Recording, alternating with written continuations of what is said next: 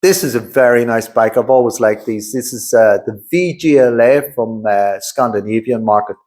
It's basically like a VBA from the Piaggio factory, but with 10-inch wheels. Now, the VGLA came out in about 59, 60. They also done the VGLB 61, same sort of bike.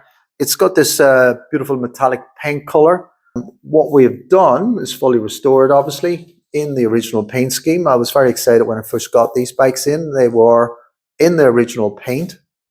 They had a lot of accessories and racks that were actually unique to these models in Scandinavia. They are, of course, not on it now, but they are getting chromed and may return to the bike at some later stage. Obviously, a couple of upgrades would be the engine is rebuilt, obviously, all new bearing seals, gaskets, reboard, and one upgrade in particular is 12-volt electronic ignition and lighting, which is always a good thing to have on these old bikes. It also has uprated suspension, front and rear. So the feature I liked about these seamless mudguards, you can see there's no seam down the center of it like later mudguards.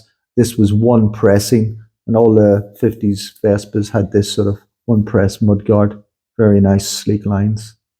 The 10-inch wheels, of course, they were painted the color of the bike, which is a nice touch. Not something that they followed on through with. In the 60s, they stopped and they painted them silver. So this is the original speedometer on this bike, and it's lovely to see the original one in such good condition. It's got the little square Piaggio shield on it, and this is 100 kilometer per hour for the European market. And this is a gem. It's a little gem that was in Vespas of 58, 59, 60. And it was just to show that the headlight was on. You could see the light shining through the little window of this gem. Another feature I like is this helmet hook, which was the earlier, more ornate, round-shaped one, which was from that era again, from the late 50s. VGLAs had the stainless steel leg shield trim, which was a nice touch that standard models didn't normally get, only the GS 150s. These embellishers, which are unique to the Scandinavian model, they called it the bullseye. It's just polished aluminium. It lovely contours, hugs the panel and just stops it from getting obviously knocked and scuffed. Of course, the single saddles look good, and it was at the time sort of an option that you could have bought the long saddle, which a lot of tall people like to have because you can slide down this long saddle. If you've got long legs, it gives you a bit more room in behind the leg shields. But the twin saddles look period to the bike, which they originally came out with when they were new from the factory. But the long saddle is also a good option to have on them.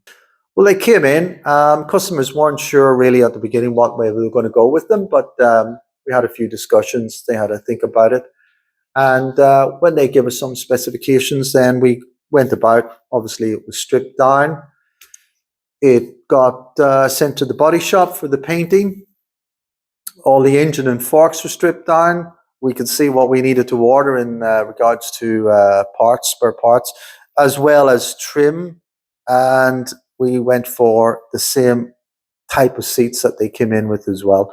So basically 2 or 3 months of nothing happening. Everything come together after it was painted and all the parts had arrived in stock. And that was then the build underway. So when we do our restorations, all of our restorations are photographed every stage of the way. When it's stripped, when it's blasted, when it's painted, when it's been rebuilt on the bench. You can see all that. Every stage of the way has to be photographed just to show the customer. They like to see progress and how it comes together, and give them a little folder or file off all the stages as they go through. Just think it's the best way to do them up. Keep them simple, keep them original.